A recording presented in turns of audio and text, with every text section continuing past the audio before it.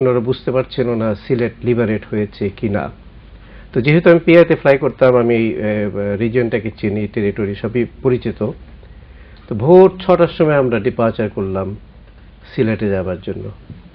তো আমাদের ফ্লাইটে ছিলেন গ্রুপ ক্যাপ্টেন চন্দন সিং, ইন্ডিয়ান অপারেশনের হেড, জেনারেল রাও বলে একজন ছিলেন, আমি এবং ফ্লাইট লেফটেন্যান্ট সিংলা ইন্ডিয়ান এয়ারফোর্সের। আমরা যখন সিলেটের যেখানে বিমানগুলো থেমে থাকে সেইখানে যখন আমরা টাচ ডাউন করতে যাব, ঠিক ওই মুহূর্তে বাংকার থেকে আমাদের একদম গুলি করা শুরু করলো মেশিন গান দিয়ে, সে অজরে সেই বৃষ্টির মতো। তো আমরা কোনোভাবে আমরা অ্যাটাক করেছিলাম এবং আমরা কোনোভাবে পার হয়ে চলে আসছি। কতগুলো বুলেট হিট হয়েছিল অবশ্য, কিন্তু তাতে খুব একটা আমাদের প্লেনের ক্ষতি হয়নি। আমরা নির্বিঘ্নে আমরা চলে আসতে পেরেছিলাম কৈলাসহরে। আপনি কবে জানলেন যে বাংলাদেশের বিজয় নিশ্চিত হলো, বা সেই সময় আপনি কোথায় ছিলেন? সেটা ছিল 16ই ডিসেম্বর। আমরা সকালবেলায় গিয়েছিলাম কুমিল্লাতে। কুমিল্লাতে জেনারেল ওসমানী সাহেব ছিলেন, আমরা এয়ারফোর্সের আমরা কয়েকজন ছিলাম, এয়ারবেসের সুলতান মাহমুদ ছিলেন। পাকিস্তান আর্মি তখনও সারেন্ডার করেনি, কুমিল্লা ক্যান্টনমেন্ট ওরা ওইভাবে তখনও ওই সাদা ফ্ল্যাগও রয়নি। আমরা দুপুরবেলায় ওখান থেকে আগরতলা আসলাম ফিরে। তখনই আমরা জানতে পারলাম যে তারা সারেন্ডার করেছে। তখনই ওই প্লেনে করে ক্যাপ্টেন আকরাম এবং আমরা সবাই ঢাকাতে চলে আসলাম, ওই ঢাকা তেজগাঁও এয়ারপোর্টে। একই ফ্লাইটে, একই হেলিকপ্টারে। হ্যাঁ, ওইটার নেতৃত্বে ছিলেন আমাদের এয়ারবেস মাস্টার সুলতান মাহমুদ। খুবই আশার কথা, অনেকদিন পর আপনাদের আবার একসাথে পাওয়া গেল। আমি একেবারেই শেষ দিকে, সময় দ্রুত বয়ে যায়, ক্যাপ্টেন সাহেব আপনার কাছ থেকে শুনবার যে আজকে যখন আমরা বিজয় দিবসের মাস উদযাপন করছি, এর মাঝে আমরা এই 38 বছর পেরিয়ে 39 বছরের দিকে অনেক চড়াই উতরাই মোকাবেলা করেছি। মুক্তিযোদ্ধা হিসেবে আপনাদের সেই প্রতিক্রিয়া কতটা আহত অথবা উজ্জীবিত করেছে জানি না। আজকের এই বিজয় দিবসের মাসে আপনার প্রতিক্রিয়া কি, যে আমরা যেই চেতনা নিয়ে আপনি মুক্তিযুদ্ধে গিয়েছিলেন তার দিকে আমরা কতটা সেই দিকে এগিয়ে যেতে পারছি, এবং ভবিষ্যৎ প্রজন্মের কাছে আপনার প্রত্যাশা কি?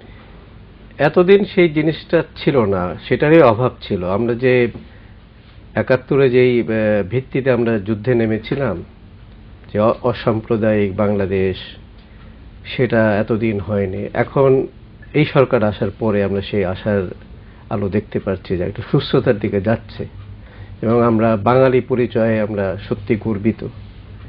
এই জিনিসের অভাব ছিল। খুবই আশার কথা।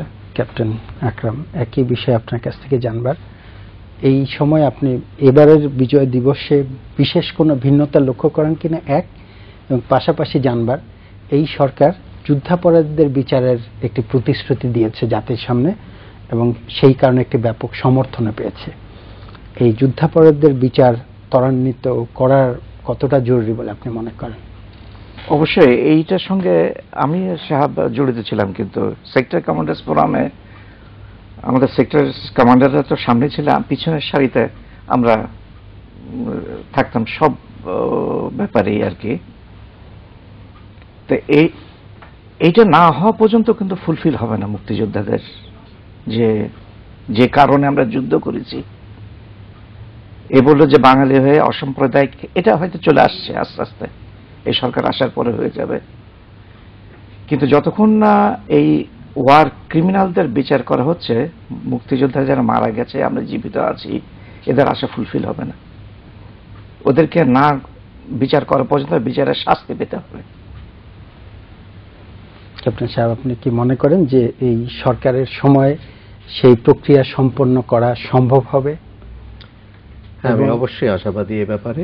এবং কেউ কেউ বলছেন এই ব্যাপারে, আপনার ছোট্ট একটি মন্তব্য শুনবো, যে এই 38 বছর পরে যুদ্ধাপরাধী মুক্তিযোদ্ধা করে জাতিকে বিভক্ত করা হচ্ছে বলে কেউ কেউ অভিযোগ করছেন। এই ব্যাপারে আপনার মন্তব্য? এগুলো তো ভ্রান্তি ধারণা। আপনি যদি দেখেন ওই যে নাৎসিদের ব্যাপারে, এই দিন 15 আগেও বোধহয় একজনকে বিচারের কাঠগড়ায় নিয়ে আসলো, এত বছর পর। আমাদের এখানে সে প্রশ্নই তো ওঠে না। আমি একটা কথা বলবো প্লিজ, আপনার এই কথার পরিপ্রেক্ষিতে যারা বলছেন যে জাতিকে বিভক্ত করছে, তাদেরকে বিচার করা উচিত। খুবই আশার কথা। আমরা যেহেতু একেবারেই শেষ পর্যায়ে, শেষ কথা ক্যাপ্টেন সাহেব, আমরা ভবিষ্যৎ প্রজন্মের কাছে আপনাদের প্রত্যাশা কি? তারা বাংলাদেশকে কোথায় নিয়ে যাবে বলে আশা করেন? আমি খুব আশাবাদী এই ব্যাপারে, কারণ নতুন প্রজন্ম তো বুঝতে পেরেছে যে বাংলাদেশের সৃষ্টিটা কিভাবে হলো, কাদেরকে তারা সাপোর্ট করবে এবং কিভাবে দেশটা এগিয়ে যাবে। এতদিন কেন এগোয়নি সেই ব্যাপারেও তারা তাদের বিশ্বাস এখন জন্মেছে যে কারা এর রুটে ছিল। তো আশা করি আমরা একটা সুন্দর বাংলাদেশ পেতে যাচ্ছি। হয়তো আমরা থাকবো না, তাদের কাছেই থাকবে বাংলাদেশটা। ক্যাপ্টেন আকরাম, ভবিষ্যৎ প্রজন্ম বাংলাদেশকে কোথায় নিয়ে যাবে বলে আশা করেন? আমি একটা ছোট্ট ঘটনা বলেই, এখানে স্টুডিওতে আসার আগে অফিসে ছিলাম, তো আমার কলিগের একটা ছেলে, বয়স 8-10 বছর হবে, সে তার বাবার সাথে এসছে অফিসে আমাকে দেখার জন্য, আমার সাথে কথা বলবে। কিছুদিন আগে বোধহয় প্রথম আলোতে একটা ছোট্ট ঘটনা বেরিয়েছিল এয়ারফোর্সের সম্বন্ধে, সে পড়েছে, ওইটা পড়ে এবং জানে যে আমি অফিসে কাজ করি ওর বাবার সাথে। কিরকম এনথুজিয়াজম দেখেন, সে এসে মানে আমার দিকে তাকিয়ে আছে, ভাবছে যে আমি কোন ধরনের বুঝে একটা মানে ওই বলে না যে সেলিব্রিটি এই ধরনের। এবং তাদের উৎসাহ দেখে সত্যি মানে বাংলাদেশের ভবিষ্যৎ সত্যি এদের দেখলে বোঝা যায় যে উন্নতি হবে। আমরাও তাই আশা করি। আপনাদের দুজনকে অনেক ধন্যবাদ, অনেক শ্রদ্ধা আপনাদের বীরত্বপূর্ণ ভূমিকার জন্য এবং স্টুডিওতে আসবার জন্য। আপনাকে ধন্যবাদ। প্রিয় দর্শক, আপনারা শুনলেন দুজন বীর মুক্তিযোদ্ধার কথা, দুজন বীর উত্তমের কথা।